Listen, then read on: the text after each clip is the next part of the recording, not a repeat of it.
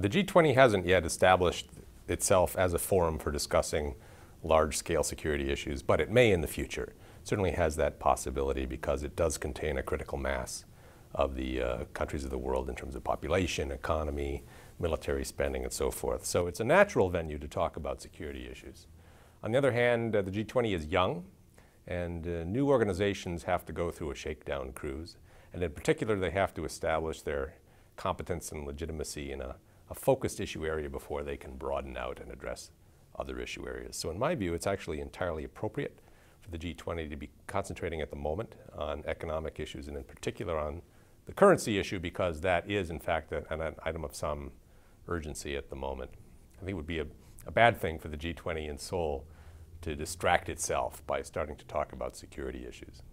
Well, of course, the G20 was established to deal with the global financial crisis, and the world still faces some severe economic issues surrounding currency, surrounding IMF reform. And so I think that the focus should continue to be on those issues for the foreseeable future, especially the upcoming summits and the summit in Seoul. However, I think in the future there should be some room to consider adding different issues to the agenda depending on if there are crises in the global system, things like security, things like the environment. This is a unique gathering of states and which covers all the globe, and I think that there is a lot of power to make important decisions within this gathering. So I think over time that there should be the ability to add those issues to the agenda. We have to be also realistic that on the side that even within sessions, even when the economy is the primary issue, that some of these other issues will be brought to bear and could enter the agenda in an informal manner anyways. So I think over time that it can evolve into a decision-making forum where a broader array of issues can be discussed.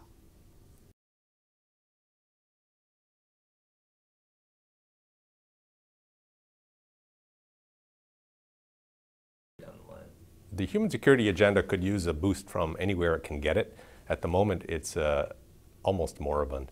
A lot of the countries that championed human security have either given up the game, Canada, for example, or relabeled it, repackaged it, moved on to something else. R2P, the responsibility to protect, which was so integrally related with the human security agenda, is certainly on the back burner, globally speaking. So anywhere that human security can get a boost from, it should get a boost. And the time may come when the G20 is the place to do that. We'll have to wait and see.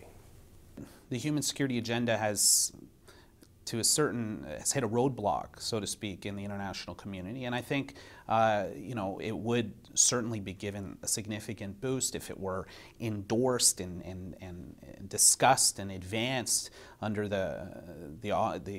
within the G20. However, I think, forcing that issue is not necessarily the right approach. That I think that first we have to talk about just bringing issues of security to the agenda, widening the agenda beyond the economic sphere. And so I think that in and of itself would be a positive step.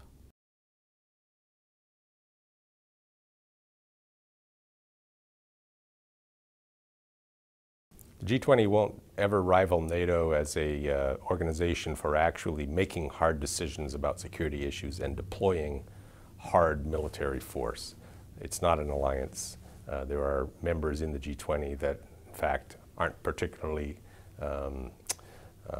aren't common travelers when it comes to specific security issues. So the world will never replace NATO with the G20. On the other hand, the G20 would be, in principle, an excellent place to preempt distant looming security threats by a meeting of the minds, specifically on the underlying issues that might then percolate up into serious security crises somewhere down the road. Well, I think that that's why the G20 is sort of a very attractive gathering to deal with a broader range of global issues. And that's precisely because it is more representative of global power structures, and it is more broadly representative of the plurality of states in the world. It's not a Western club like NATO. It's not a small grouping of powerful states like the Security Council, which no longer reflects global power structures anyways. So I think in that sense, this is a very positive evolution in the global system, where we could have this more representative body deliberating on some of the most important issues of the day. We have to remember that the G8 itself went through a long evolutionary process of growth. It started off, in fact, as a 4-country meeting specifically on macroeconomic policy coordination in Europe in the 1970s. From there it grew in membership and the agenda broadened. I'd expect the G20 to undergo a similar kind of evolution.